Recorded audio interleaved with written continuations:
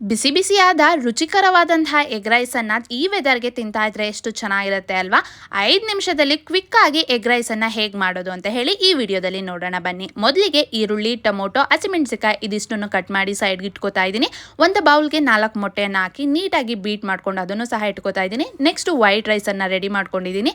ಪಾತ್ರೆಯಲ್ಲಿ ಎಣ್ಣೆ ಹಾಕಿ ಹಸಿಮೆಣಸಿಕಾಯಿ, ಕರಿಬೇವಿನ ಸೊಪ್ಪು, ಈರುಳ್ಳಿ, ಟೊಮೊಟೊ ಇದಿಷ್ಟನ್ನು ಹಾಕಿ ಫ್ರೈ ಮಾಡ್ಕೋತಾ ಇದ್ದೀನಿ. ಸಾಫ್ಟ್ ಆಗಲಿಕ್ಕೆ ಅಂತ ಹೇಳಿ ಸ್ವಲ್ಪ ರುಚಿನೂ ಸಹ ಆ್ಯಡ್ ಮಾಡ್ತಾ ಇದ್ದೀನಿ. ಇದಾದಮೇಲೆ ಇದಕ್ಕೆ ಎಗ್ಗು ಏನು ಬೀಟ್ ಮಾಡ್ಕೊಂಡಿರ್ತೀವಿ ಅದನ್ನು ಆ್ಯಡ್ ಮಾಡಿ ಅದು ಸ್ವಲ್ಪ ಎಲ್ಲ ಗಟ್ಟಿ ಆದಮೇಲೆ ಅದಕ್ಕೆ ಅರಿಶಿನ, ಹಸಿಮೆಣಸಿನ ಖಾರದ ಪುಡಿ, ಗರಂ ಮಸಾಲ ಮತ್ತು ಮೆಣಸು ಅದನ್ನು ಪುಡಿ ಮಾಡ್ಕೊಂಡಿರುವಂಥ ಮೆಣಸನ್ನು ಇದಿಷ್ಟನ್ನು ಹಾಕಿ ಚೆನ್ನಾಗಿ ಫ್ರೈ ಮಾಡ್ಕೋತಾ ಇದ್ದೀನಿ.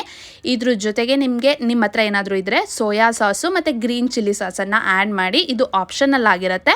ಅದಾದಮೇಲೆ ವೈಟ್ ರೈಸನ್ನು ಹಾಕಿ ನೀಟಾಗಿ ಮಿಕ್ಸ್ ಮಾಡಿದ್ರೆ ರೆಡಿ ಆಯಿತು. ಸೂಪರ್ ಆಗಿರುವಂತಹ ಹೆಲ್ತಿಯಾಗಿ ಮನೇಲೇ ಮಾಡಿರುವಂತಹ ಎಗ್ ರೈಸು. ಕಲರ್ ನೋಡಿ ಎಷ್ಟು ಸಖತ್ತಾಗಿ ಬಂದಿದೆ.